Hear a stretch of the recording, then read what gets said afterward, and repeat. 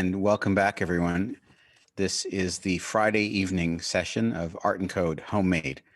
And my name is Golan Levin, director of the Art and Code Festival and professor of art at Carnegie Mellon University. And I'm thrilled to welcome you to our evening session. We're going to have three presentations. It's 5 o'clock Eastern time where I am, and we will be shortly hearing from Leah Beakley and Naniba Chacon. At 6 o'clock our time, 1 hour from now, we'll hear from Kelly Heaton. And then at 6:30, we will hear from Virginia Sanfratello and Ronald Rael. It is now my pleasure to introduce collaborators, Leah Beakley and Nani Chacon. Leah Beakley is a professor at the University of New Mexico, where she directs the Hand and Machine Research Group. Her work explores integrations of computing, electronics, art, and craft. She is a pioneer in paper and fabric-based electronics, and her inventions include the LilyPad Arduino, a construction kit for sewable electronics. Naniba Chacon is a Navajo Chicana painter and renowned muralist whose work is oriented to community-based arts and education and sociopolitical issues affecting women and indigenous peoples. Following a decade-long career as a graffiti writer, Nani shifted to large-scale public works and murals, a natural progression that extends from her personal philosophy that art should be accessible and a meaningful catalyst for social change. Leah and Nani have been collaborating, and we're going to hear about that now. It's my pleasure. Please take it away. Great. Thanks, Golan. All right, let me share my screen and we can get started.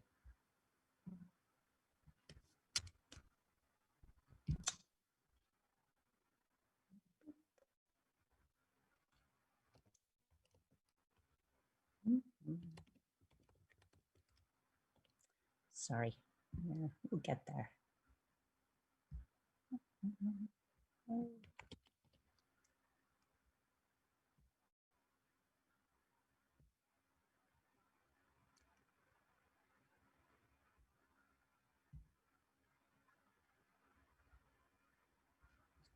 All right, here we go. Yeah, so today, Nani and I are excited to talk to you about a collaboration around designing and building interactive murals. And I should say as a preamble that this collaboration is really just starting. And so we're excited to kind of talk to you about the early stages of this project. And then I hope also have a little bit of a conversation about it.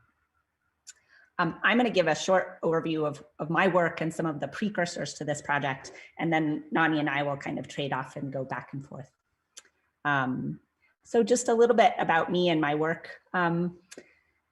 My work takes place at the intersection of kind of technology research, along with kind of material and cultural research. I'm really interested in exploring the relationships between materials, culture, longstanding practices of how different cultures work with different materials, and then integrating that with technology to give rise to kind of new creative opportunity for all sorts of different people and kind of different perspectives. Anyway, that's a super brief overview. I wanted to talk a little bit now about our project and the precursor kind of projects to it. So we're planning to work together to build these very large scale murals that have embedded electronics and interactive capabilities due to the fact that they'll have these embedded electronics and embedded computing capabilities. Part of the impetus behind this project was a series of projects that I worked on when I was a professor at MIT with my graduate students there. So we designed and built a series of interactive wallpapers. So these were large scale surfaces that we painted using conductive inks and paints, and then built custom electronics to kind of attach to these different wallpaper surfaces to explore like what very large scale kind of ambient interactive surfaces, like what could you do with those, both kind of aesthetically and also playfully and also kind of functionally. How might surfaces like this, what might it mean to have a large scale interactive surface kind of embedded in your home that could provide like lighting and speakers and kind of electronic functionality along with some sensors about the environment and the ability to kind of interact with all of, you know, the devices, the network devices in your house in this like physical kind of ambient way. So we constructed these artifacts and then kind of programmed them with a range of different applications and games and so on and so forth. The previous image was a close-up of one of the wallpapers. This is a larger image that gives you a sense of the scale of some of these pieces. And again, I wanted to just highlight the fact that this is kind of painted on a very large surface using conductive paints, a mixture of like conductive inks and paints, and then traditional paints. And then we're able to like attach electronic components to the surface of that painted wall using things like screws and magnets and stuff like that. So the plan for our collaborative project is to use some of the lessons that we learned in our material-based research, our design research, and also kind of the interaction design research that we did for this series of projects, and then take it and really expand it and also make it something like completely different, working on a much larger scale even than these projects were, outdoors, and also in a very different context. So these wallpapers were intended to be used and built kind of in the home in this intimate private setting. And of course, murals are a completely different can of worms. So murals are these outdoor, very public displays that are often rooted in a particular community and a particular history.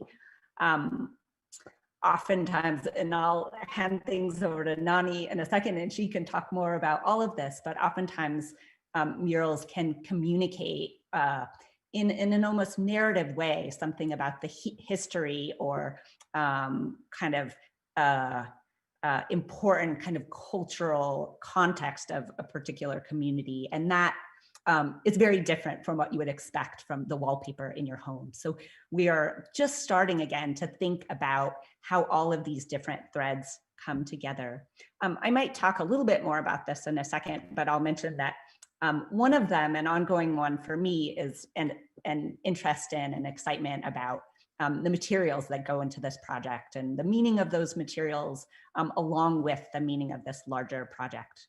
So I'll come back to that in a bit, but Nani, I'll hand things over to you. Hey, hi everyone. My name is Nanaba Chacon. I'm a muralist. I've been doing this about 20 years.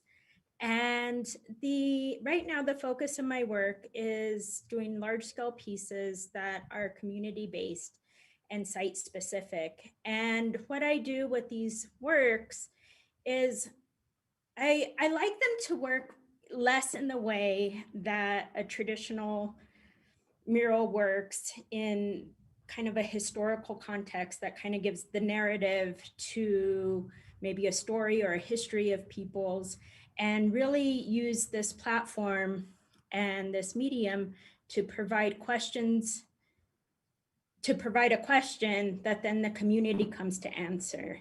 And that question to begin with began with the community also. So that's a little bit, so it becomes this exchange of kind of working back and forth, and therefore it always needs an audience.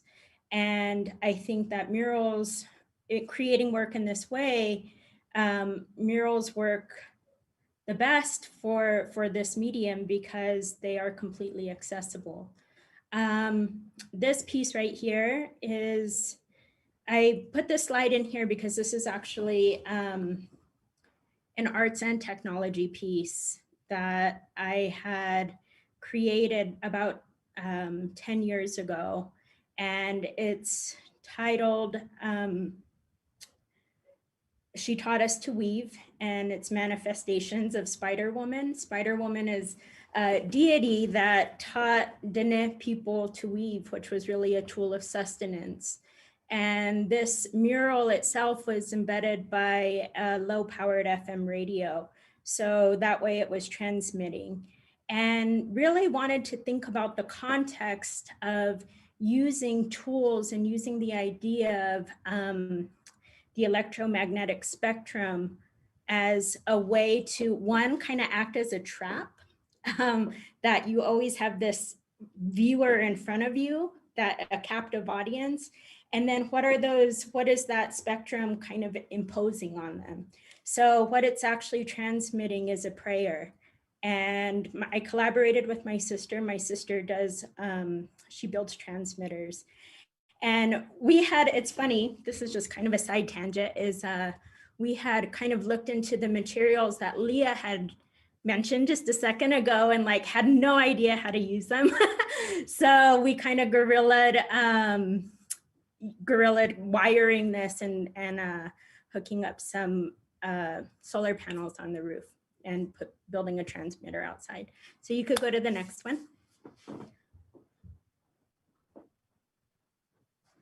The next slide. Sorry, I don't have a, oh. I went to the next slide, so. Oh yeah. I think it might take a while to show up. No, yeah, okay. Yeah, so this is a very large piece. I wanted to give a detail of this work, but also there's, if you want to go to the next slide also, Leah, then you can see the pan out of the entire mural. And this mural was created by children at an elementary school. At a middle school, at Washington Middle School here in Albuquerque. And really it was relying on the students to help dictate the content of this mural, and then which was finding empowerment. So a lot of the times I work with these overarching concepts and then hone them into an idea that is kind of cultivated over time. And in thinking of empowerment, what we did was we researched these plants that were growing up around their neighborhood. A lot of them are categorized as weeds. A lot of them are kind of these nuisance plants. And then we took them to an herbalist that was in the same community, and she identified their medicinal properties. And for us, me and the students who were working on this is the way that we were able to, one, empower these plants, but also empower the students with knowledge that they are then passing along, and kind of honoring these plants that you would normally dismiss or even pull out and throw away. So this is, I wanted to show this piece to show the interaction between community, and it's starting from a community focus and using it to answer questions and create dialogue. And then go to the next work. This is another piece. And this is an interesting work. A lot of the works I do are in relationship to the spaces that they're in. So I tried to create that dialogue with me as the artist, but also the people of that community and the conversation that we might have in between that. So of course you can see this is at the El Paso Museum of Art. And I did this piece about the river that joins us, that travels, of course, the Rio Grande, that travels all the way up through the Sangre de Cristo Mountains, all the way down, and ends in Juarez. And really our relationship to the water and our relationship to the history of the water. And the water that flows between us is really water of millions of years, and the water that's inside us. And the interesting thing about this piece was that we also were able to collaborate with a small group that was working on augmented reality, and they use this work as a teaching tool, and it's paired with a program for augmented reality. So you could take a cell phone, download their program, kind of scan across it. And they did a series of murals that were done in El Paso. And on this one in particular, actually it works with almost anything. If you probably even screenshotted this and then did it, you could look at it. But then the plants move, you get actual sounds of the river. They went and took some sound bites of the river, and you get an overview of some of like the silvery minnows and some of the plants and some of the history. And yep, that's all I have for slides of my work. Okay, great. So we thought we would take the last part of our talk here to just talk a little bit about the collaboration and kind of what we are most excited about and interested in coming together for this collaboration. Just a little kind of mock-up of I don't know, potential mini interactions that might take place. This is another close-up of one of those, that initial mural that Nani showed. For myself, I wanted to talk a little bit about the different aspects of the collaboration and what I'm excited about. One of the things that I feel most interested in and excited about is learning from Nani and kind of expanding my own knowledge and understanding through this project, both in terms of kind of designing and making a meaningful and beautiful piece of work that occupies this really different kind of space and this really different kind of meaning for people. But also there's this kind of third component of the project, which we haven't really talked about yet, which is our plans to collaborate with youth around the city of Albuquerque to kind of collaboratively design and build murals. And this is something that Nani has a tremendous amount of expertise in, and that I'm really looking forward to kind of bringing youth into this process and helping them have them participate in this process. And also my hope is that this may be an opportunity to present kind of technological tools to youth and to other community members as a creative tool that that maybe looks and feels differently than our, you know, the stereotypes that folks might have in their heads about what technology is and what you can do with it or what you might want to do with it. So so anyway, those are a few of the things that I'm really excited about. Nani, I'll hand things over to you. Yeah, I for one was very, very excited when Leah asked me to collaborate on this project, just because of the new, I feel like it really is a new horizon for public art. Definitely, I've worked in a large capacity of creating lots of different types of public art pieces aside from murals.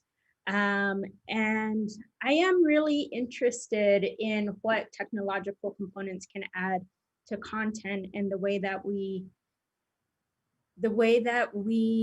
internalize those concepts. I really think about the way that we use technological tools right now, and I really feel that they are still very much on the utilitarian level. And this is, I think, a project for me that shows that shift between being utilitarian into art. and becoming something beautiful and becoming something more, becoming something aesthetic. And for me, that really is an increase in the way that we think, the way that we see the world, the way that we participate in the world, and also that we see and receive knowledge. So all of those horizons for me, I think are just very exciting. And they're all, one of the things that I love about creating work in the way that I do is that learning is a huge part of my process. I think it's the reason why I choose to create work that's collaborative with community members and with students and with children sometimes, or elders, or really, and you know, anybody, because I think that I learn a great deal, and for me that's important. I think that that really facilitates the growth of my practice and creating new pieces. Each piece that I make kind of builds upon itself. And I think in the whole scope of everything, that including students in that is very essential, because at some point, you know, it's great, you know, when you have something new and you do something new, but if you're not really passing on that knowledge or the cultivation of that knowledge, then the next phase of it can't really go anywhere. So I'm excited to embark on this with Leah, and be able to not only facilitate new ways of making art, but also new ways of thinking. That what you just said, Nani, made me like, just think about like, I mean, to some extent, I've already said a little bit of this, but one of the things that so much resonates with me, and one of the things that I feel like has taken me a while to learn, and that I now feel so passionately about, is the way that we as a society often approach education as I don't know, there's a big component of education that is rightly like passing on knowledge that we've already gathered, right? That's like a huge component of education.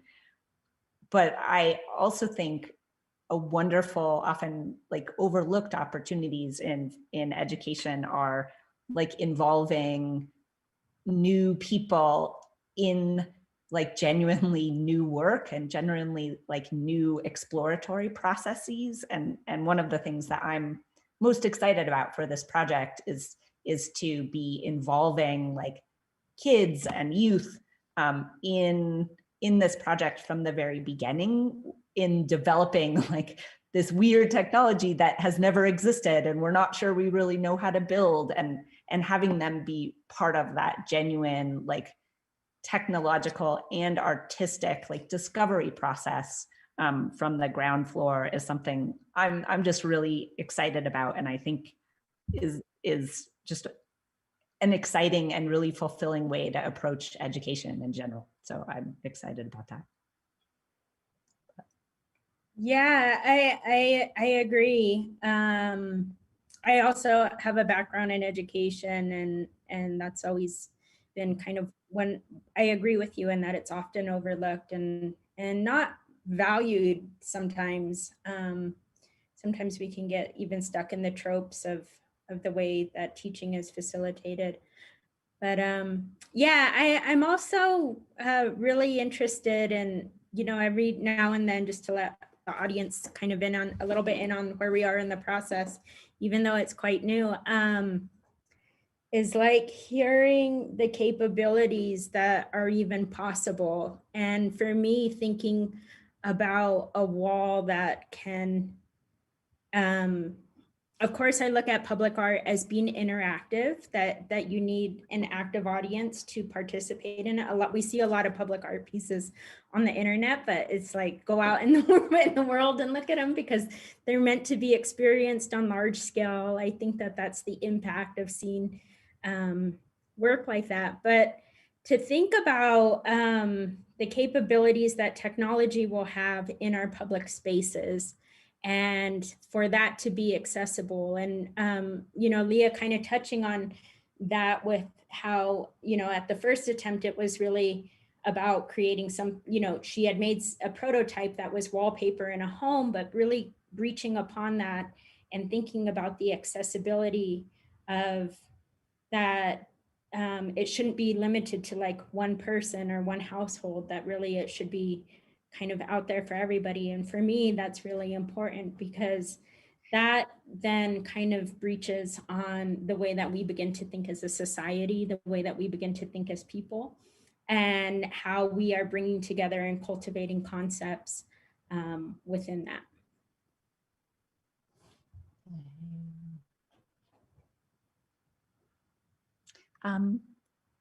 Now is maybe a good time to open things up for questions or comments from the audience.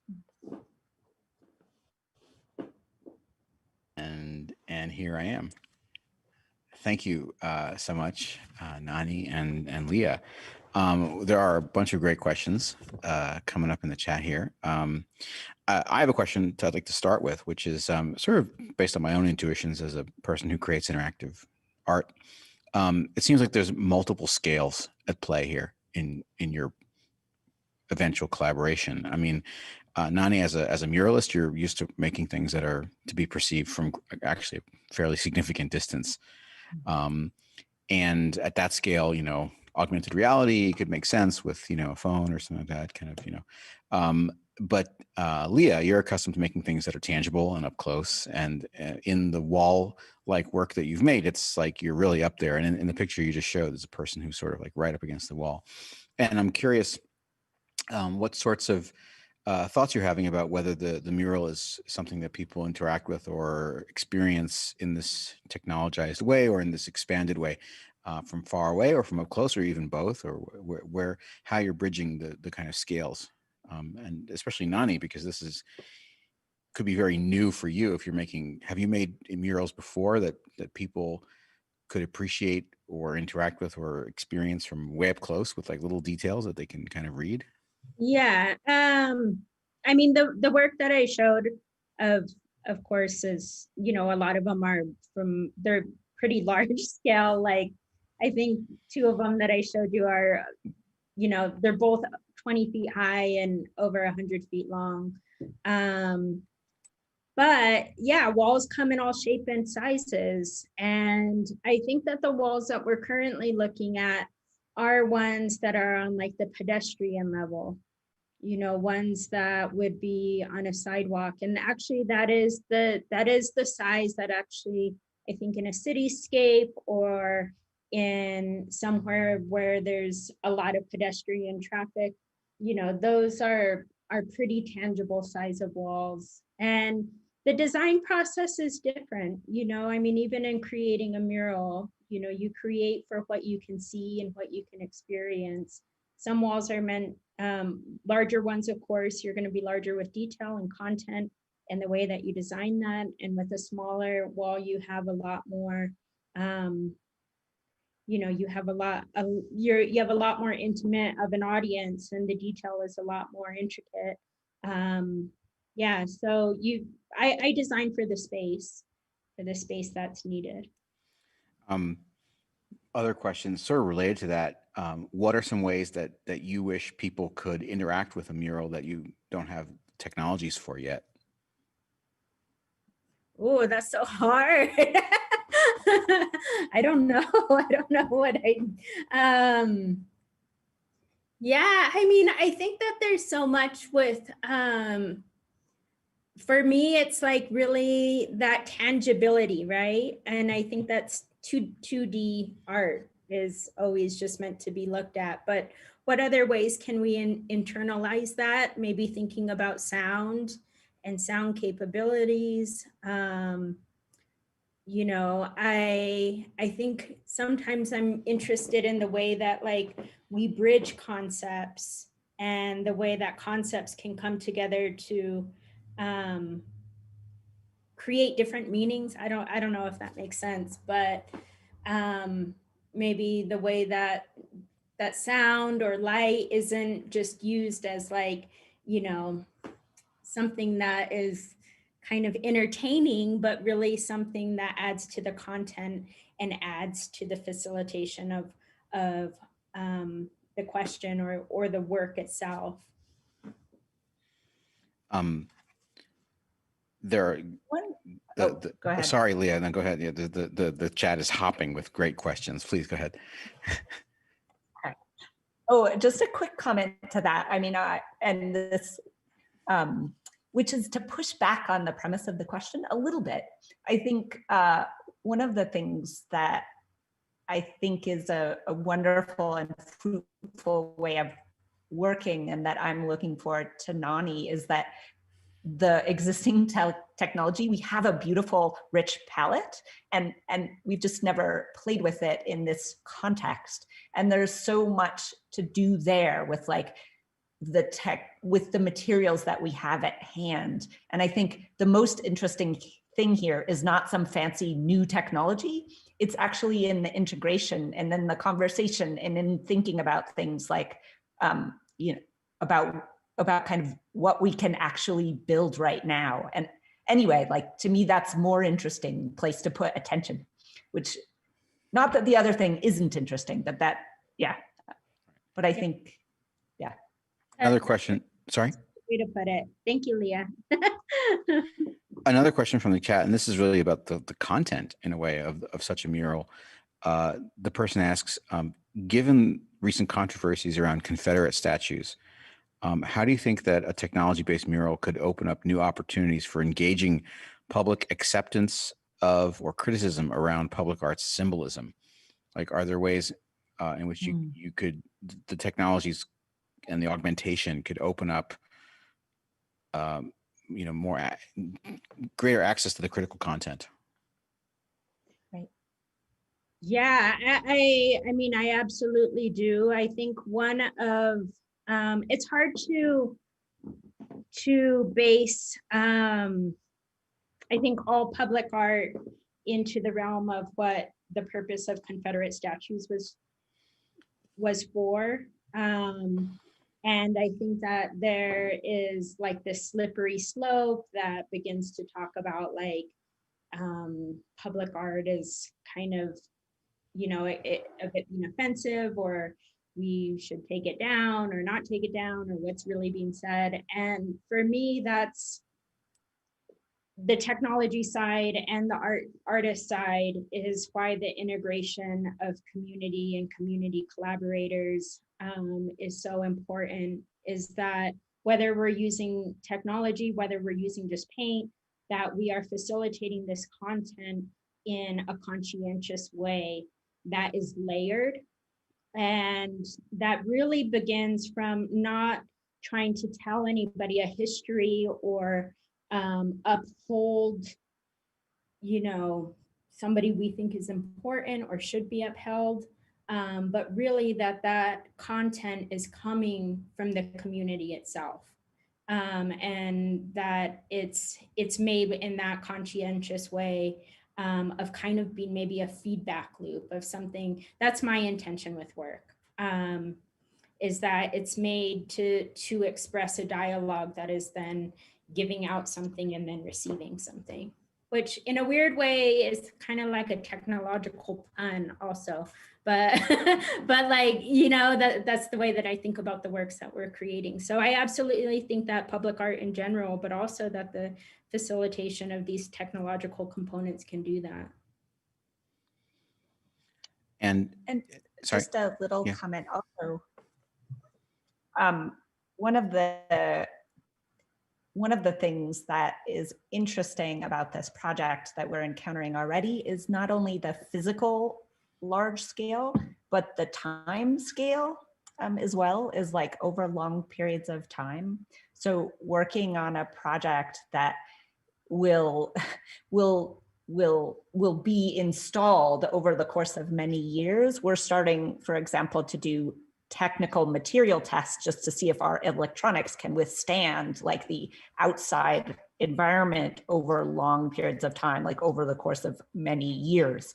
And I mention that because I think one of the exciting and interesting technological possibilities here is to potentially relates to time and change and ongoing interaction. And of course, the mural itself like changes over time, the longer it is in a space, and you know, it degrades, plants grow up, people get used to it, whatever, that the artwork in all sorts of ways is evolving, but the electronic element can have its own kind of evolving kind of history of interaction. And I think there's just a lot of richness there to explore in the time scale and how people relate to the mural over time, that just to explore there that could relate to that question.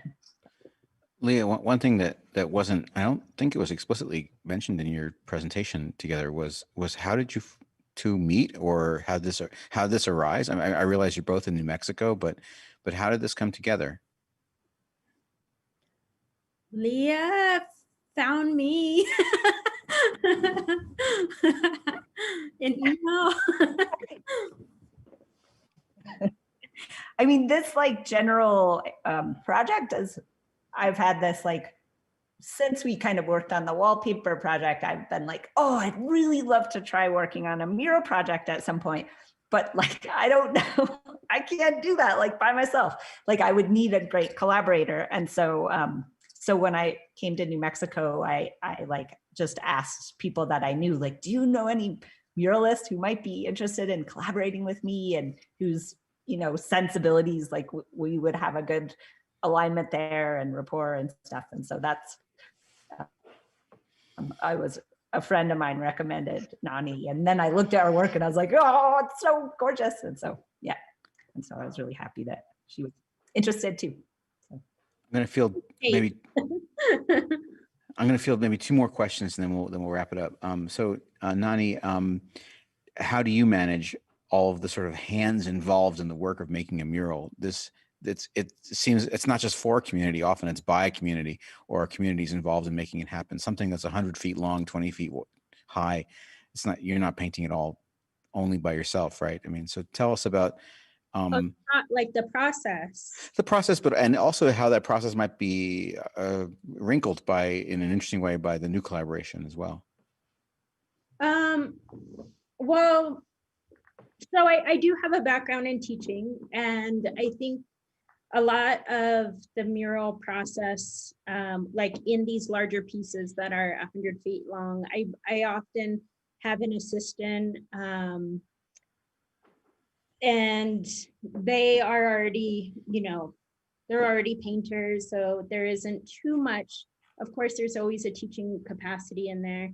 In the Washington mural in particular, I worked on it over 2 summers with students that were at the middle school themselves. So, you know, it was a group of 12 students. It was with Working Classroom, which is also the collaborators that me and Leah will be working with. And in part of that was I taught a workshop to the students that I had, and I taught them how I painted. I walked them through my process from start to finish, and they painted with me, you know. And then there were moments that, of course, me and my assistant, we would go through and kind of tie things together. But that makes it interesting for me, because in the finished product, you see it and it looks great, and there's, you know, it's a finished product. But for me, I definitely see their hand in there. I see the student's hand. I see a 12-year-old hand. And I think that makes it beautiful. I think that that's a different way of that mural looking, of that painting looking. That is something that I couldn't necessarily create. So I celebrate that. And I think that there is a great deal of teaching and literacy that kind of comes, and kind of meshing of style, and maybe that give and take a little bit in the process, because you have to compensate, and you can't, you know, always think everybody's going to do everything the way that you want it done. As far as other community collaborations, it's every time I work on a mural, and I think this is important to say, because sometimes I think the idea of a community engaged mural means that everybody came and painted the mural, and that's not necessarily true. I mostly paint the product. That's the finish. But the community engagement part can take all different shapes and form that develop the content. And for me, the content of the work, the thing that makes the work stand is the content. And that's the part that takes the care. And that's the part that I bring the community in. So sometimes that can be, you know, I've worked with traditional language keepers, and I've worked with elders, and I've worked with people who are in rehab facilities and people who are going through different stages of life and groups. And, you know, it's been sometimes, it's all different forms of the way we develop this content or get to know each other and facilitate this. Almost every time it's different because every situation, every person is different. So it's sometimes we create other kinds of art together before we get to this process. So yeah, there isn't like kind of one thing to that, but yeah, I think that mostly it's a give and take process. And at the end of that, that's kind of how the collaborations come together. Thanks. And then Leah, the last question I have is for you. We've known each other a long time. And I think it's really fair to say you're a pioneer in the field of, you know, hand and machine, or, you know, high tech, low tech. You've been at this a long time. Lily Pad Arduino was, I don't know, 15 years ago or something. We've seen, you know, we've been through the maker movement, and, you know, we've outlived Make Magazine and all that. And I guess this question is, I mean, it's maybe not a state of the union, but more of a personal perspective on how your relationship to the sort of the landscape of hand and machine work has changed since you've been working in it. This is also maybe following on some of what Hannah Perner-Wilson spoke about this morning in terms of her ambivalence in relationship to the e-textiles field, as, you know, sort of post Google Jacquard and you know, post her textile shop, her tailor shop. Like we've come a long distance since you began in the field. I'm sort of curious to know where you're at now with it and how you feel about it. Well, that's a big question. Overall,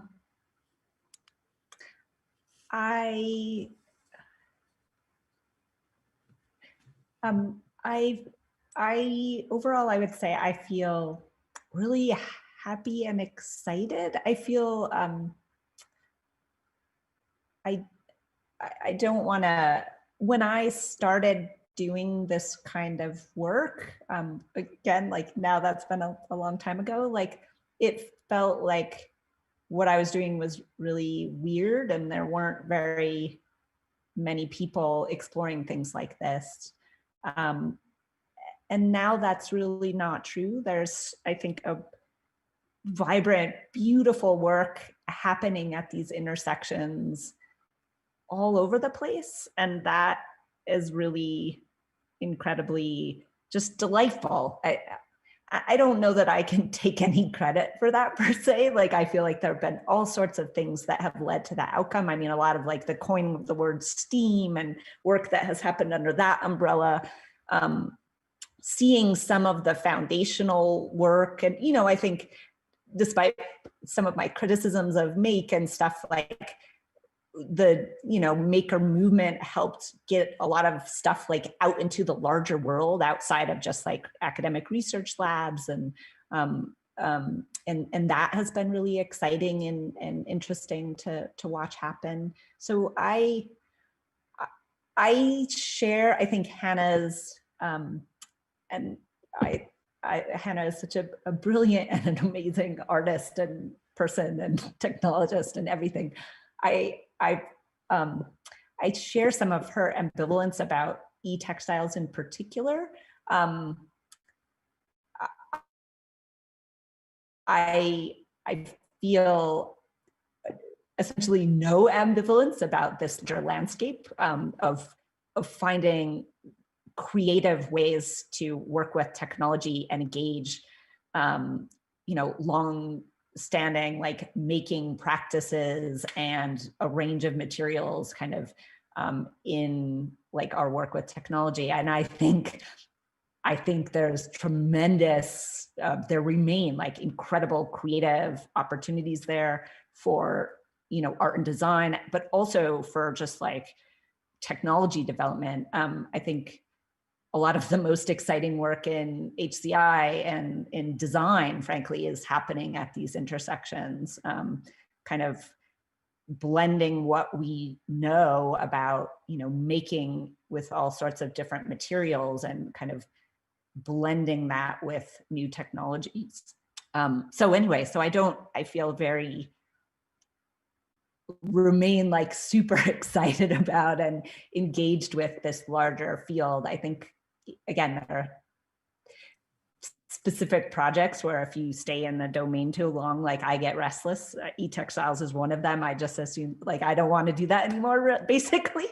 But but there are lots of beautiful, awesome things that I do want to do. So so I think it's great. I mean, this conference is like one big chunk of evidence about how great it is, I think. So I'm delighted. I'm excited. Thank you so much, both of you, for sharing your energy and your work and your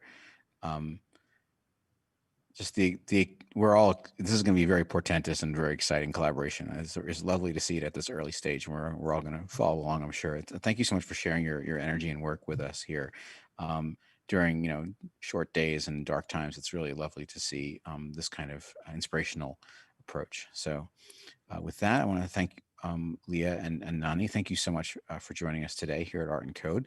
We're going to pick it up in about 15 minutes at 6:00 p.m. Eastern time with Kelly Heaton. So I'll see you all soon. Thank you so much. Thank you. Bye. Thank you, Colin.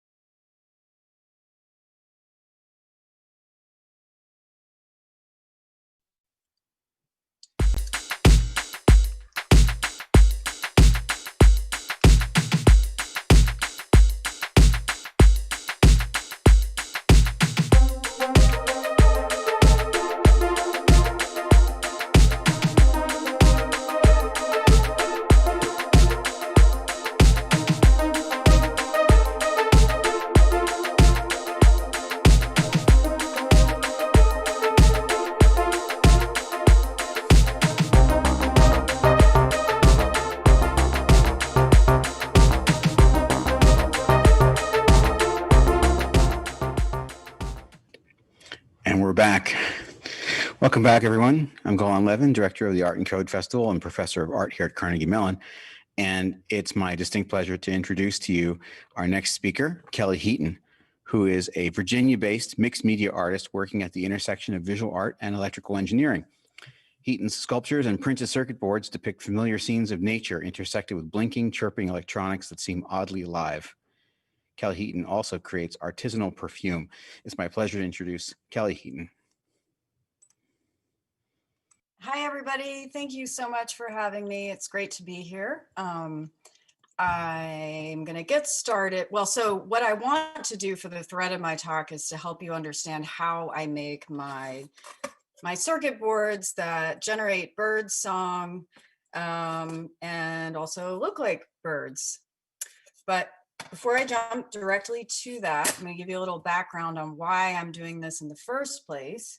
I came to electronics in my late 20s at the Media Lab, and my background was in fine arts, and I identified with being a painter, but didn't have any experience with electronics. So it was like, whoa, you know, how do I work with electricity? This medium is so cool. I really want to be a part of it. But and looking at electricity, you know, how do you do that, right? You can't really see it. So, you know, what is the form of it? So coming in initially, I had to collaborate with people because I didn't know how to do it myself. So I started by asking myself, how could I give electricity form? So instead of having, you know, a monitor, like, could I make systems of pixels that were, you know, three-dimensional and reconfigurable?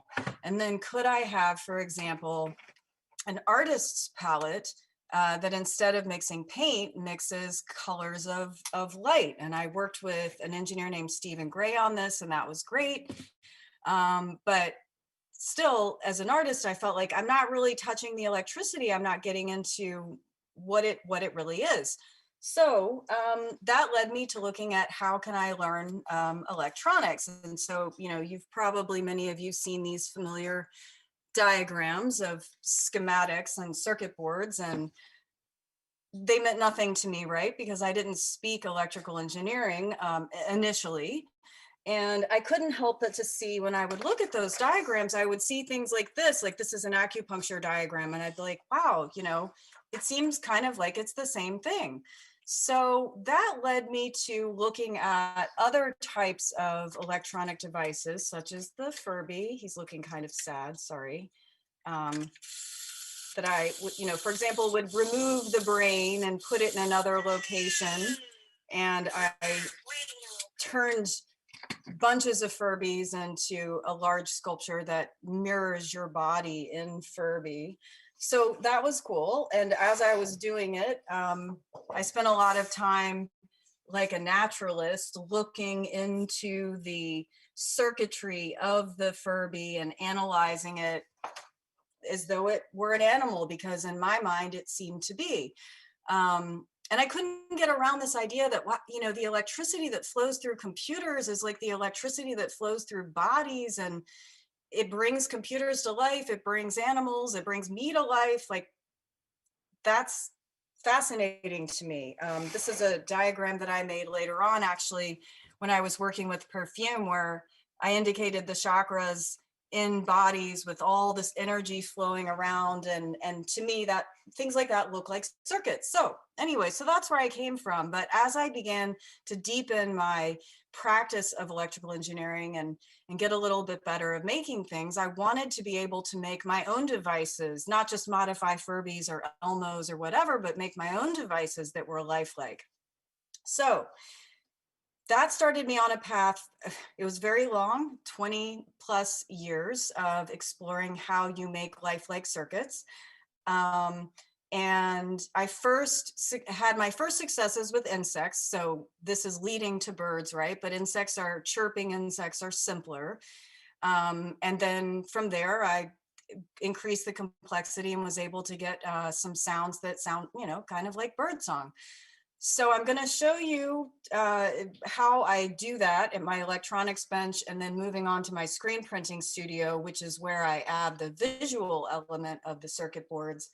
But on my way to my electronics bench, I want to do a demonstration for you of my sound circuits. Initially, I was just going to demonstrate them one by one, but then I thought, what the heck, let's just plug them all in. And so that's what I did. So I apologize in advance as I'm walking and carrying my laptop if it's a little bit not such great video, but here we go. So first, over here, first I'm going to turn on my insects, and then I will turn on the birds, and I'm going to walk you through the soundscape.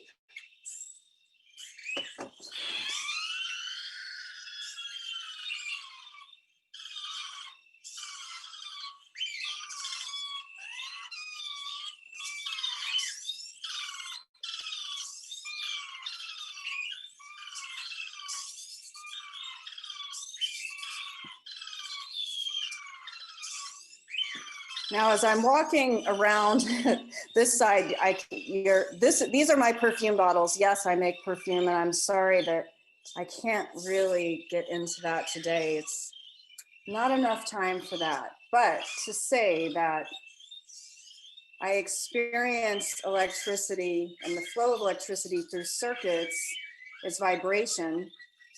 And that same vibration is also something that we can smell, a different experience of it. So I love how all together they sound like a jungle. All right, so I'm going to bring you over to my electronics bench now. Turn off these guys. It's kind of sad to turn them off, but anyway, I don't, it's a little distracting. All right, so how do I do that? Obviously, I have audio amplifier circuits, but that's not really where the exciting stuff is happening. The exciting stuff is happening in my creation of vibration. And I do that by making analog electronic oscillators. So I built a really, and of course I just dropped the power supply, but I built a really simple one to show you what an oscillator is on a very basic level. And then I'm going to move on and show you how that builds complexity. So here we've got some lights blinking back and forth. They're oscillating, right? And if I change the resistance in the circuit, it changes the blink pattern, right? So it's pretty simple. And that's how I do it. I make a bunch of oscillators and I couple them together in different ways. And based on those couplings, I can create patterns. So now I'm going to plug in another really simple circuit, and it's one that you actually just heard, one of many. But this is a cricket.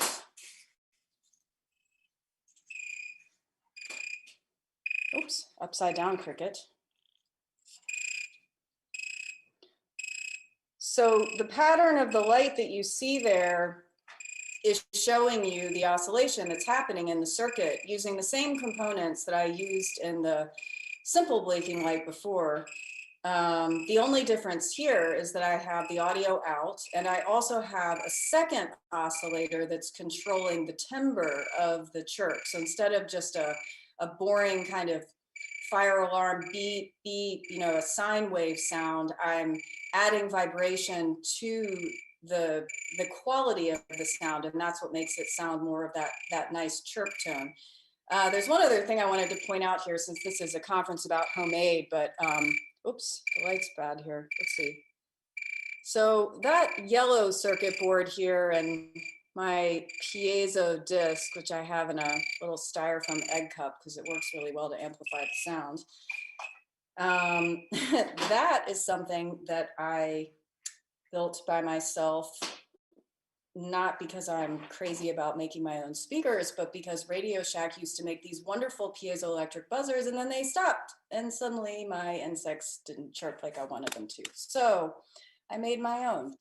And by the way, I put the schematics on Hackaday so that you can make one too, if you have a need to make crickets and don't have the right piezoelectric device. Okay, so from insects, so simple oscillators, moving on to insects. From there, I started breadboarding all different kinds of circuits. And it's not like I just did this, right? It took me a really long time to do this. So don't be intimidated. It's just really about failing better and being really stubborn. But anyway, so these circuits combine, in this case, usually it's like 4 or 5 oscillators with a transformer output that is from a circuit that's been around forever called the doorbell canary. And I put together these different circuits to make bird-like patterns. So there's one, here's another one, and another one.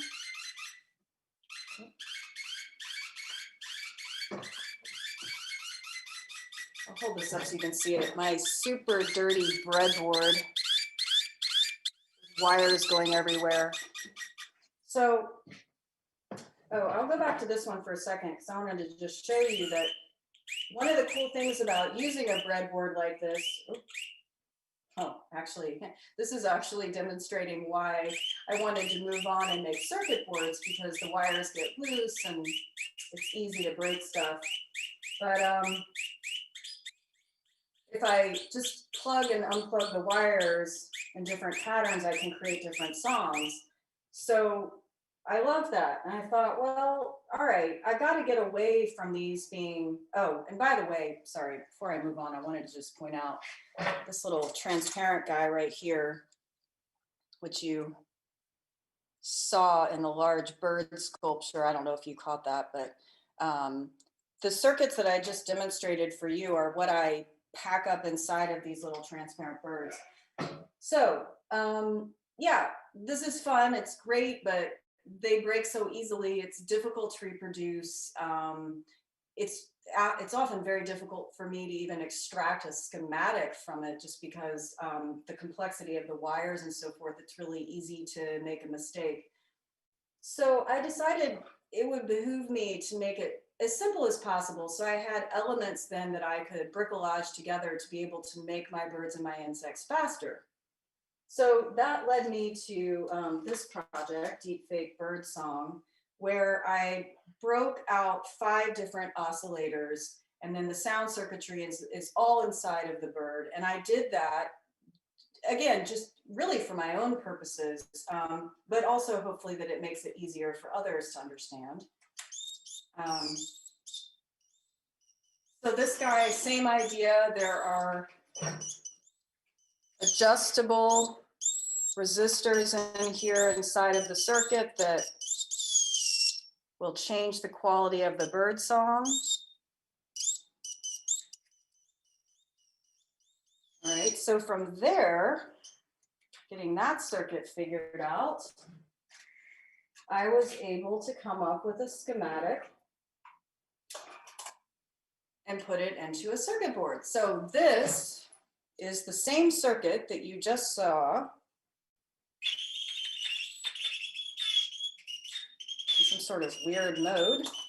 The bird's mad at me.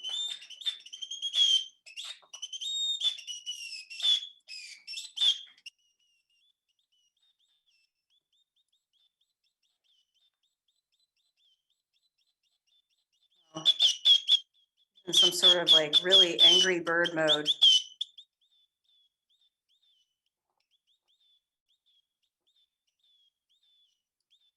Anyway, you get the idea. So by putting it into a circuit board format, it then enabled me to establish my schematics, have something that's reproducible, and then continue to build on that complexity. So, oh, I did skip something that I wanted to show you real quickly before I move on to my screen printing. This piece here, which is, this was like back in 2018, and actually prior to that, all the way back, I don't know, I would say for the last like 10 years, really, this was the modality that I was working in, where I would get a bird-like circuit that worked, And then I would build it into paper. And I love that, don't get me wrong, I'll probably continue to do that as well. But moving on to circuit boards, and I'm gonna move on into my screen printing studio. So apologies if my video is bad here as I'm walking, but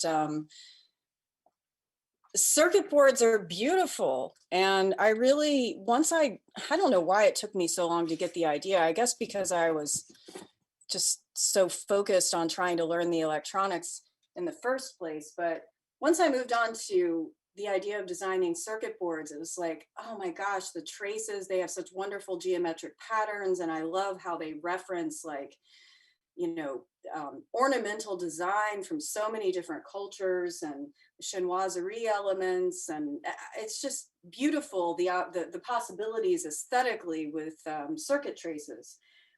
So, but making circuit boards, so yes, you can have them made for you by a manufacturer, but there are limitations on how large they can make them. There's limitations on color, and it is fun to work, you know, within those limitations to figure out, like taking from, this is just the copper layer of that board I just showed you, the Angry Bird. It's not always angry, but was tonight. And figuring out, okay, so going from the copper layer, knowing the solder mask and the silkscreen colors that are available to me, how can I make, you know, a representational image? And that's a great challenge, and I love to do that as well. But it's also fun to figure out what other types of fine art practice could I bring to circuit boards to make them even more beautiful and have even richer visual elements. So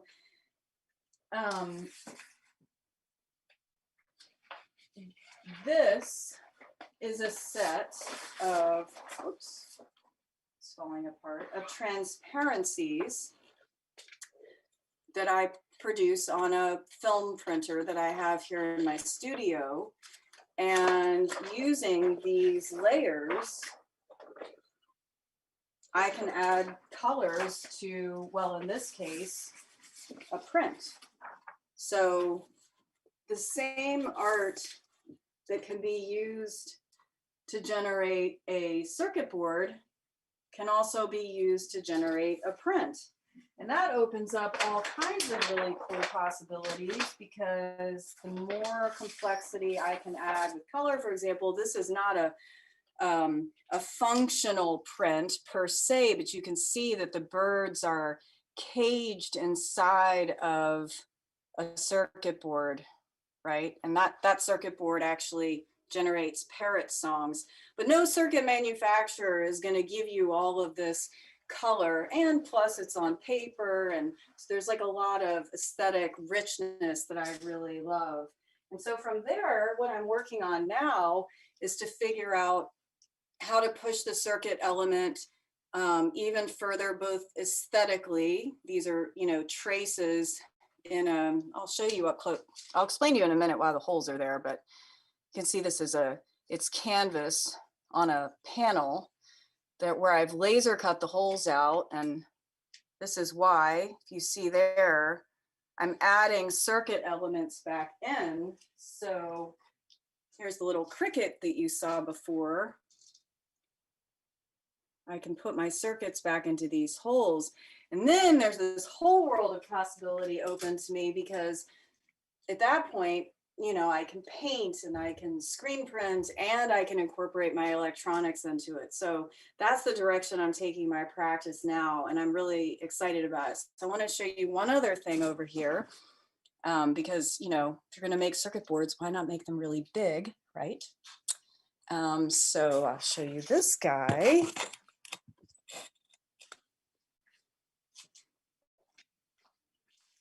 So yeah, this is the work that this is where I am now. So using, this is, by the way, I made this all in my studio with a combination of laser cutting, with screen printing, with foiling.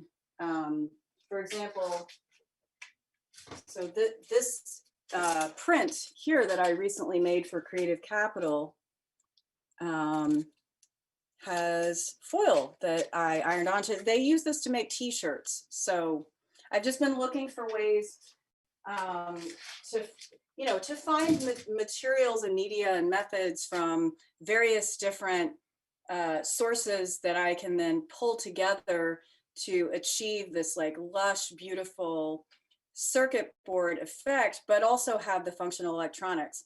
I do dream of making giant circuit boards that are actually circuit boards, so etching them, and I've been talking to some manufacturers about that, but yeah, as you can imagine, like you want to do what? So anyway, but I'll do it, I'll get there. Yeah, so I think that's pretty much the tour that I wanted to give you here. Don't know where I am on time. Well, close. So I'm going to walk back to where my power supply is and take some questions from you guys. Yep, there's my timer. Thank you, Kelly. You are welcome. Hey, got lots of fun questions in the chat here over on Discord. That was an excellent tour, and it was lovely seeing your work, both from the really sketchy and raw stuff to the really large and impressive stuff that you're devising entirely new technologies and techniques for creating. Hey. Do you ever try to imitate specific birds, or do you sort of make a circuit and then figure out what it sounds like, or what's your relationship to these birds? Are these birds that are sort of in your backyard in Virginia, and you're sort of like, this is your sonic world, you're trying to recreate these specific birds? What species are you using there, Kelly? Well, the easy answer is a mockingbird, right? Because they make any sound. So I do have a special place in my heart for mockingbirds. The truth is that to date, my skills as an electrical engineer haven't been good enough to say, there's a sound, I know exactly how to reproduce it. But to be fair to myself, I also think it's actually a really hard problem when you're coming at it from analog electronics, because many of the effects that I get, the interactions that I get between my oscillators, are totally surprising and nothing I could have ever expected, because I'm not sitting down and, being extremely deterministic about, like, I don't do the math. I mean, yes, I draw schematics and so forth, but I don't sit down and analyze, like, okay, this capacitor and blah, blah. I don't put my stuff into Spice. So it's definitely experimentation, but you can be sure if I hit on something that sounds familiar, like my Pretty Bird circuit, which I didn't demonstrate to you, but you can see on my Vimeo page, sounds kind of like a Carolina Wren. It sort of goes Pretty Bird. Yeah. I'm not sure if you're familiar with Garnet Hertz's work in cockroach robots, but he has made robots that are controlled by live cockroaches. And the question from the chat is, have you ever worked on or wanted to make cyborg systems with insects that involve actual living things, kind of collaborating with other kind of electronic components? The answer is absolutely not. There's a reason for that. I was accepted to veterinary school and I was working on my PhD in immunology. And the reason I dropped out, and probably I should have always known from the beginning that I was going to be an artist, but I did not like the laboratory experimentation with animals at all. So I like wilderness, and I like to get along with my animal friends. I'm not saying that all of it's hurting them, but yeah, I'm an animal lover. One person asked, they were like, wait, you make perfume? And you just casually dropping bombs like, oh, I dropped out of veterinary school, and I make perfumes. But maybe could you talk about the relationship of your perfume practice to the rest of your making practices, or like, is there a relationship? Like how does that relate? Well, you and I talked about this recently. I guess I'm really an energy artist. So I'm super interested in the flow of energy through all things. I'm also a tarot card reader, and I like magic. And I find that when you look at it in terms of energy and you think about perfume and the experience of perfume and how you construct it as energy, as frequency, same as the frequency of the color fields in a painting, same as the energy and the frequencies that happen in a sound circuit.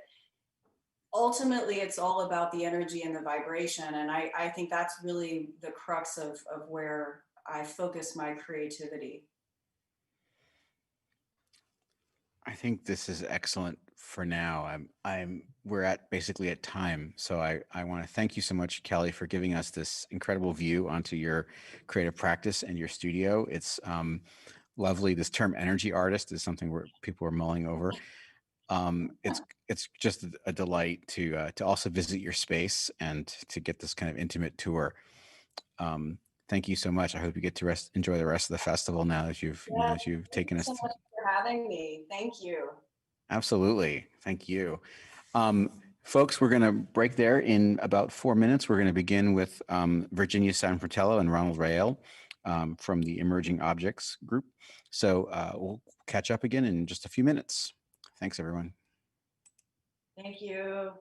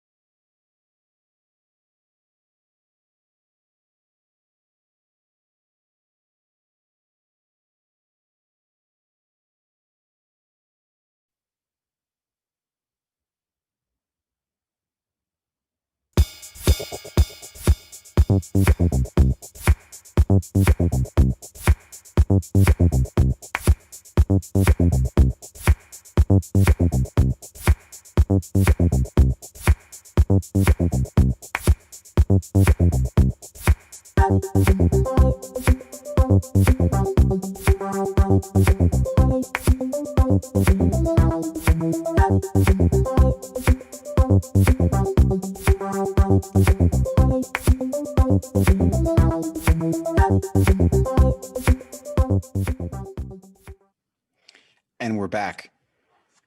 Welcome back, everyone. It's Friday night of Art and Code, and we're having our final presentation. We will be hearing a presentation by Virginia Sanfratello, who works collaboratively with Ronald Rael. The two of them create artifacts that are deeply influenced by craft traditions and contemporary technologies. Wired magazine has written of their innovations, while others busy themselves trying to prove that it's possible to 3D print a house. Rael and Sanfratello are occupied with trying to design one that people would actually want to live in. They are founding partners of the Oakland-based Make Tank Emerging Objects, and they speculate about the social agency of architecture in their studio, Rael Sanfratello. Please, this is Virginia Sanfratello. Please, everyone, thank you so much. Thank you, Golan, for that introduction. I'm super excited to be here tonight to have the opportunity to share a project that Ronald and I have been working on for the last 2 years. It's called Mud Frontiers. And it's called Mud Frontiers for 2 reasons. 1, because we are quite literally building with mud. And 2, because we're working at the frontier of technology using robotics and 3D printing, but also because we're working at the historical frontier between the United States and Mexico. So we're here in this photograph and here in my studio now at this frontier in the San Luis Valley, which spans central southern Colorado and northern New Mexico. So this is, I think, the highest alpine desert in North America. So it's a very extreme and very beautiful landscape. It's also a region where locals have been building with mud for thousands of years. So about 40 miles to the south of us is the Taos Pueblo, which you can see here in this photograph. This is a building that has been made of mud, adobe bricks, and mud plastered. It's the oldest continuously occupied building in the United States. And until recently, maybe about 100 years ago, I would say mud was the most prevalent building material on the planet. And it has more recently been replaced by cement. So we're looking at mud frontiers and thinking about mobility, ubiquity, and democracy. So mobility, we have developed a mobile robotic setup. So on the left here, you can see the robot arm that we use. It's very small, 1 person can carry it, it's very lightweight. In this case, you see we have a tube attached as the end effector, and we can use this to extrude materials like mud or clay or really any kind of paste can be pushed through this. In the right photograph, you see our fabrication setup here on our ranch in the San Luis Valley. And we've taken that tube off and we've connected the robot to a continuous flow hopper. So we can continuously push mud through the nozzle, and the robot will move around and print the pattern that we have designed in the computer. Ubiquity, of course, soil, mud, dirt can be found everywhere. We're literally using the ground beneath our feet, the mud and the soil from the site where we're building at our home here. You can see in this photograph, we're mixing the mud with water so that it's more fluid and goes through the pump more readily, and chopped straw. And that chopped straw gives our structures increased tensile strength. And it also helps wick out the water so the mud will dry a little bit faster after the print. Democracy, we've developed an easy to use software called Potterware that runs in the cloud. You can see here in this animation, it uses sliders, so you don't have to know how to 3D model anything. You don't have to know how to slice the G code. It's really intended to be for novice users who need to design things very quickly and very easily. So you can make a form, you can design a texture to go on that form, and the software will automatically slice it for you, and it's ready to print within minutes. We're also experimenting with non-planar surfaces and giving users the ability to make multiple prints. And in a more recent iteration, which we just released this week, if you go to potterware.com, you can play around with the tools and see the newest version. We also allow users to upload a black and white image so they can embed that image onto the surface of their 3D print. So we're using a slightly more robust version of this for the larger structures, but for now, this is available to anyone, to students, to educators, to professionals, if they want to experiment with the software and use it to make their own custom 3D prints. So over the last 2 summers, we've been developing this Mud Frontier project in the San Luis Valley, and we've created, I think, about 5 different structures. So we have a little village going here, which you can see in this photograph. And we've conceived of each structure in a different way as a way of kind of testing different ideas that we have about how to use this technology with this material. This particular structure is called the Beacon, and it is an exploration in light. We printed one single line here, so this structure is very lightweight. And the crenellation in the wall actually is what gives it the strength. And we've used lights to light up the concave and the convex surfaces to highlight the lightness of the structure and the thin surface. This structure is called the Lookout, and here we were exploring structure actually to see if we could 3D print something out of mud that would be strong enough to support the weight of the body. So we created this staircase, and you can walk up the side of this and stand on top of it. And in this photograph, you can see the robot arm printing this Pizzelli-like structure. So it's a continuous wave that is underneath the stair and the platform. So this is what the interior of that structure looks like, and it's quite strong. This is the kiln. This might be the world's first 3D printed kiln. So this structure actually has an inner and an outer layer, and we dug a pit in the center of it, and we use it to pit fire the smaller 3D printed clay pieces that we make. And we use local juniper, which you can see here in the doorway. And this opening faces south, so the wind comes in and it creates kind of a vortex in the interior of the kiln, and it gets really hot in there. So we're able to fire our pieces up to a pretty high temperature. And this one we call the Hearth. So this was another study in structure, but in a different way than the Lookout. So in this example, this particular form has an inner and an outer layer. So an inner coil of mud and an outer layer or coil of mud. And those 2 layers are tied together by these thin pieces of juniper. So as we print, as the robot prints, then we come behind the robot by hand and lay down those juniper sticks. And those juniper sticks tie the inner and the outer layer together to make it stronger. It also creates this beautiful kind of furry aesthetic, which I really like about it. And then on the interior, we have a hearth, which is also printed out of the mud, and a bench where people can sit around the fire and gather in this protected interior space. And more recently, we've worked on a project that we call the Casa Covida, which is a house for cohabitation in the time of COVID.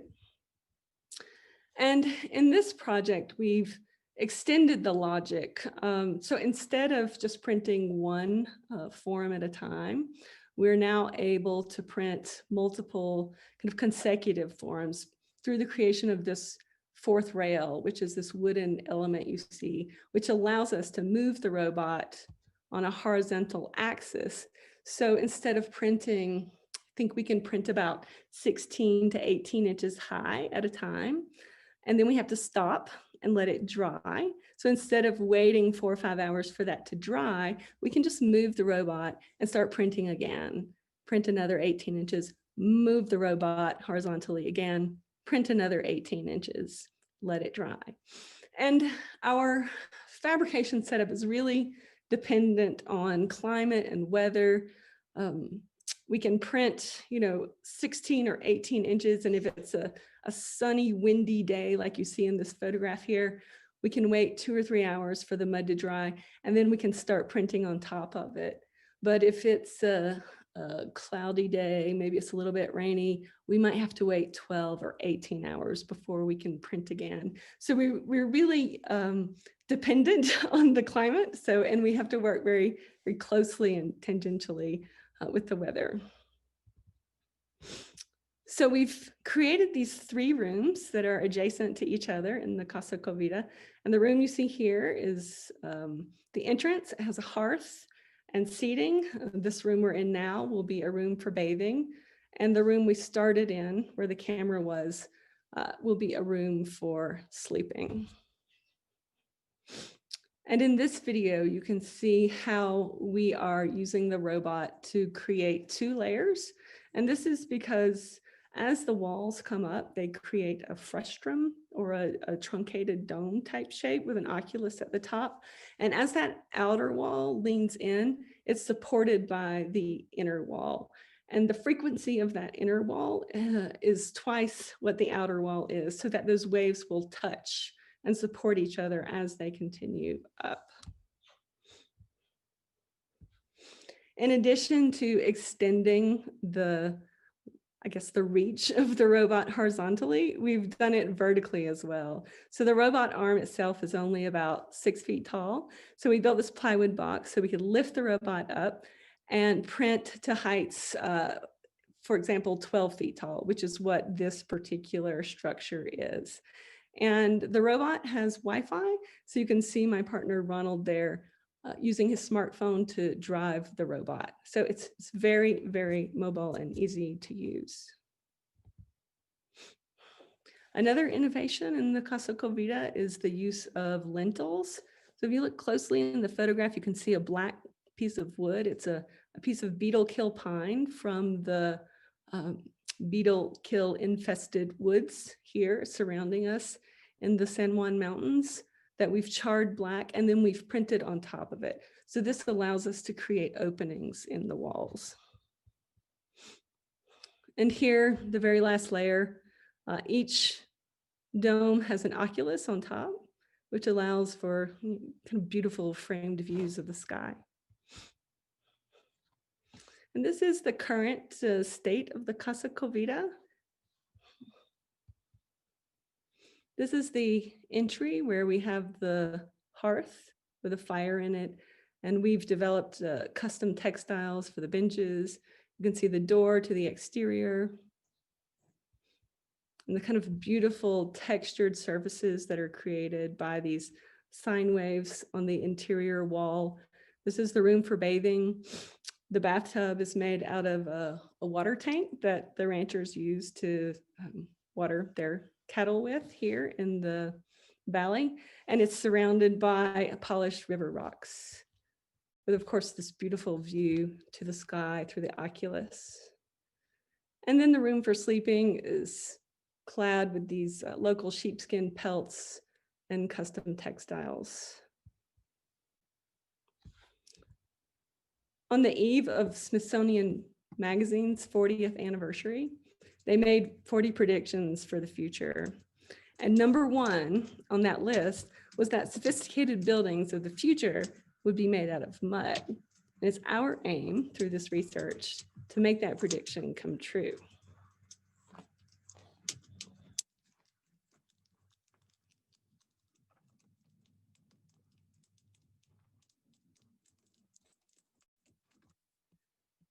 So in addition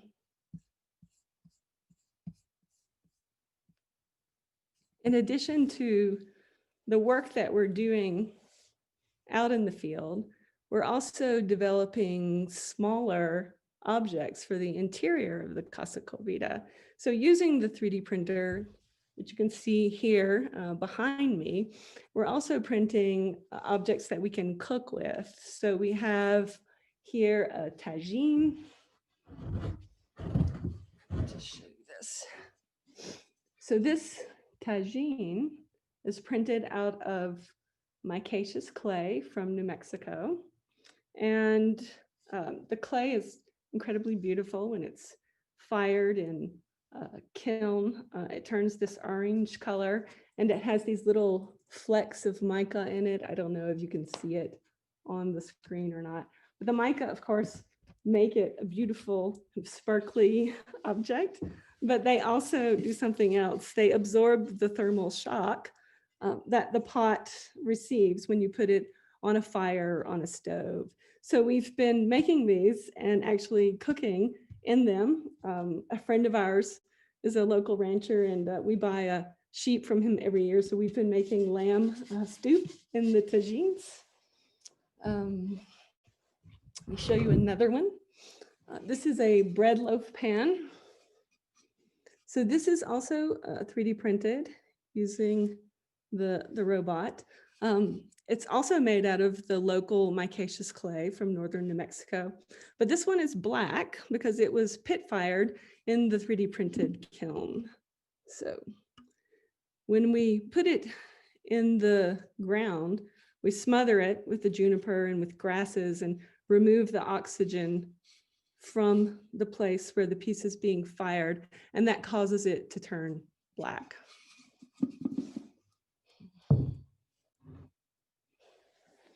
We're also printing with another clay, which is from New Zealand, but it has a history here in this region. There used to be a factory in Pecos, New Mexico, where they made dolls and buttons. And this porcelain is called Pecos porcelain. And the formula was developed here in New Mexico for that particular application. So we've been using the Pecos porcelain to make candlesticks, and this is a soap pail, for example, which will go in the Casa Covida by the room for bathing. And I want to show you just a few more things that we've been making to go in the interior to kind of soften it and to make it functional and useful.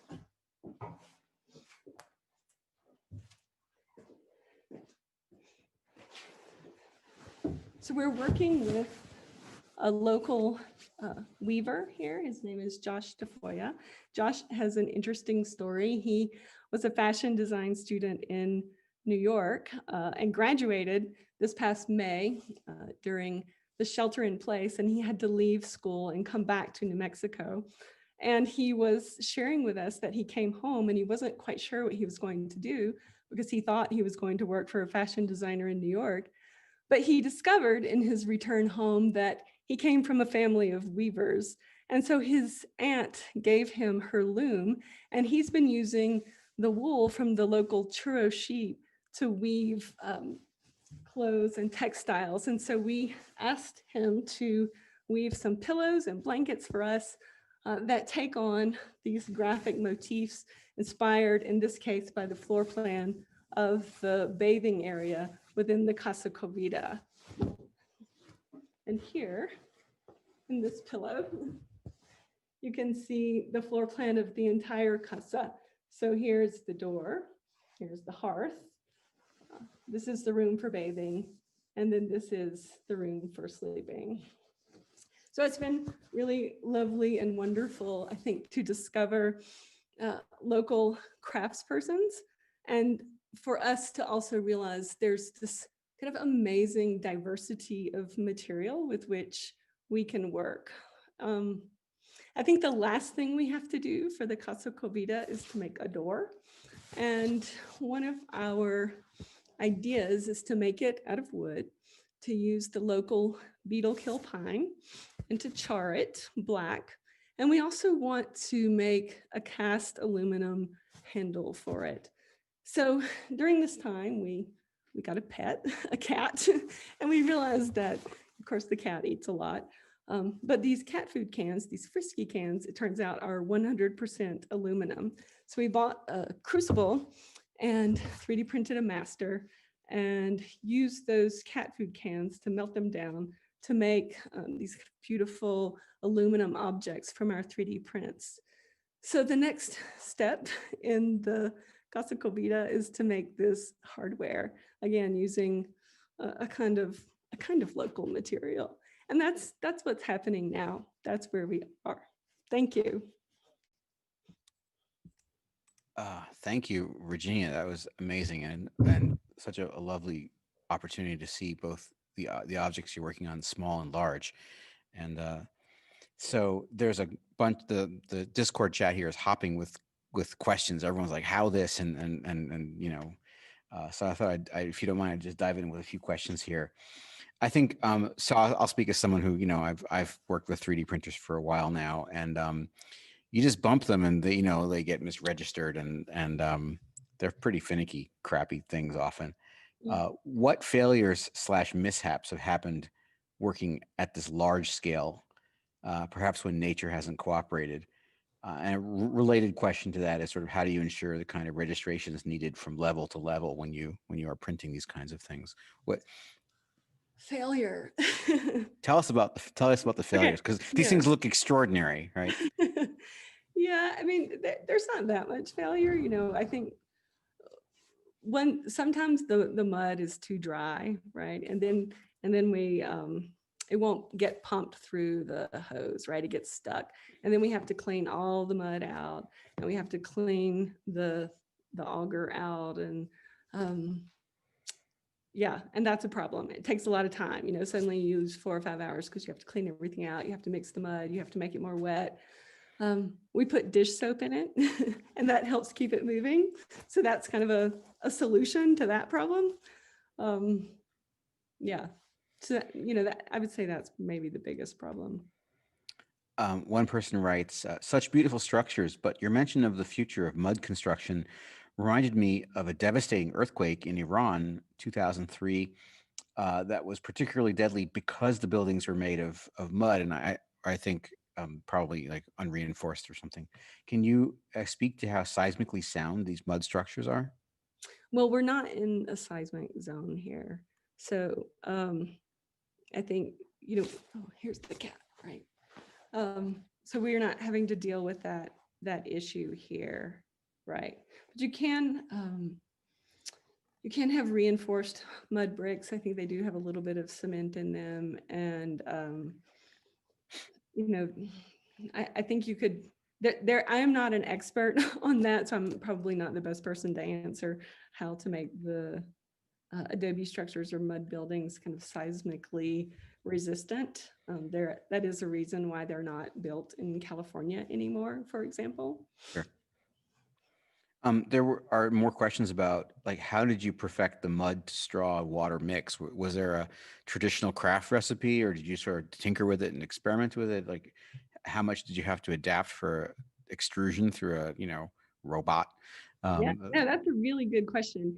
And because this is a region where people have been building with mud for so many years, there is a tacit knowledge that has been passed down from generation to generation, like where to go to get the best mud, where to go to get the pink mud, right? Where to get the brown mud, the red mud. And this is, you know, about the right mix, and you can stick your hand in it and feel it. So it's, yeah, it's like baking a little bit, you know, you kind of, you work by tasting it, right? Oh, it has the right amount of sugar in it, or oh, it has the right amount of straw in it. So we don't have an exact formula, again, because some days the water evaporates faster than others. So we kind of go by that tacit knowledge and feel. The pockets in the walls between the layers look like they would allow for insulation. Have you considered that, and also how a roof might be designed to allow for a comfortable structure in a cooler climate, which Yeah, you're in right now? You're in a cool we're climate. in a very cold climate right now. It's about exactly freezing right now.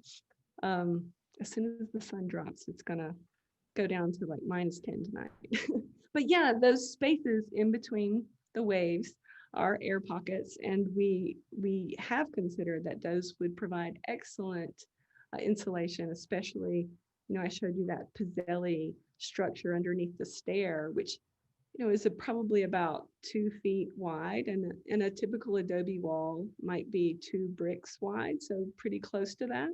And you would get really good insulation in a place like this, not only because you have the insulative quality of the air, but you have the flywheel effect and the thermal mass of the mud.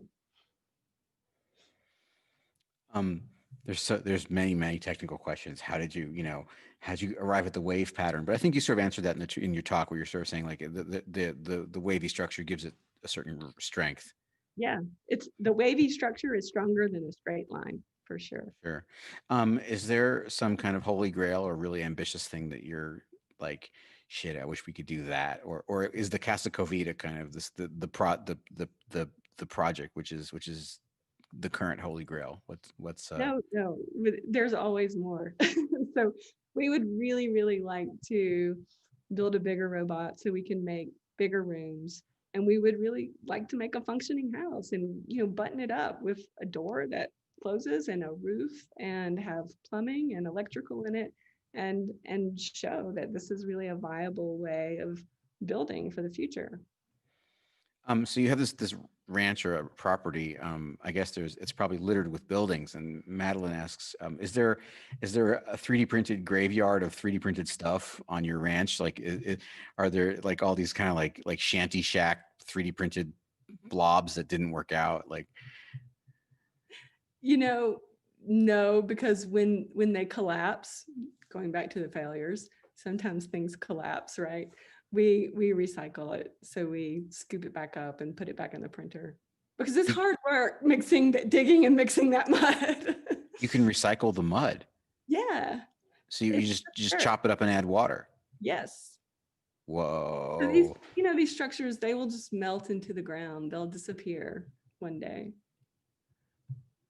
That gives us a lot to think about. Virginia Sanfratello, thank you so much for sharing your work with Ronald Rael. It's really lovely to see this work, and I hope you get to enjoy the rest of our festival. We got great presentations tomorrow. Thank you so much for sharing this work. It's really gorgeous, and it's very stimulating. And I wish you the best of luck in realizing a future full of mud houses. Thank you so much, Colin. Thank you so much. And just before we all disappear, it is just about coming up on 7 o'clock. We're going to begin tomorrow morning with lectures at 10 a.m., starting with Cyril Diagne. And we have sessions on Saturday in the morning, afternoon, and evening.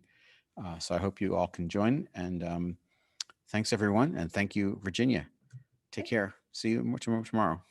Bye. Bye.